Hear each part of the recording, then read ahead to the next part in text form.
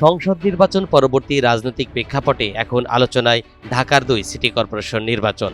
নতুন সরকার প্রশাসক বসালেও নির্বাচনের প্রস্তুতি নিচ্ছে সব দল।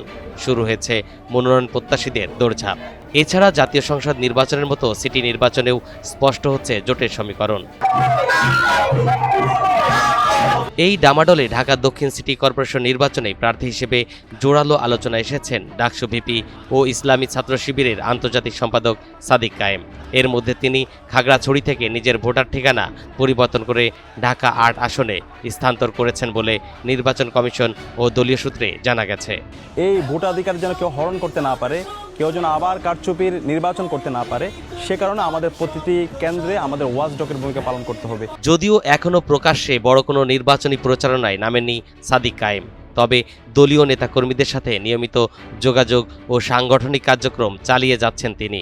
তাছাড়া ঢাকা দক্ষিণের জামাতের সদস্যদের গোপন ভোটেও তিনি এগিয়ে আছেন বলে জামাতের বিশ্বস্ত সূত্র থেকে জানা গেছে।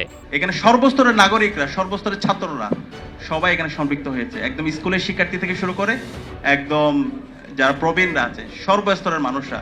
এ বিষয়ে বাংলাদেশ জামাতি ইসলামের কেন্দ্রীয় প্রচার ও মিডিয়া বিভাগের প্রধান অ্যাডভোকেট এহসানুল মাহবুব জুবায়ের বলেছেন, বেশিরভাগ সিটি কর্পোরেশনে তারা প্রার্থী চূড়ান্ত করে ফেলেছে। অল্প কয়েকটি বাকি আছে, সে বিষয়েও চূড়ান্ত সিদ্ধান্ত আসবে বলে জানানো হয়। যদিও ঢাকা দক্ষিণ সিটি কর্পোরেশনের ব্যাপারে চূড়ান্ত কোনো সিদ্ধান্ত হয়নি বলে জানান তিনি। জাতীয় নির্বাচন পরবর্তী নির্বাচনগুলোতে এককভাবে নির্বাচন করার ঘোষণা দেয় জামাত ও এনসিপি। সে বিবেচনায় এনসিপি প্রার্থী আসিফ মাহমুদ সজীব ভুইয়ার প্রতিদ্বন্দ্বী হতে পারেন সাদিক কায়েম। আগে আমরা বলেছিলাম, নির্বাচন কমিশন বলেছি, আপনাদের মাধ্যমে আমরা জাতিকে জানিয়েছি, সেটা দিন দিন দৃশ্যমান হচ্ছে। যদি ঢাকা সিটি দক্ষিণ নির্বাচন ডাকসু মেয়াদের মধ্যে হয়, সেক্ষেত্রে সাদিক কায়েম প্রার্থী হবে না। কিন্তু সিটি নির্বাচন যদি ডাকসু মেয়াদের পর হয়, তখন সাদিক কায়েম প্রার্থী হতে পারেন।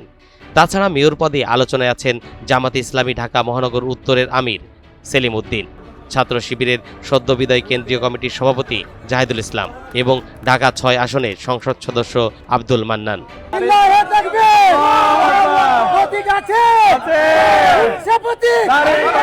ইনশাআল্লাহ।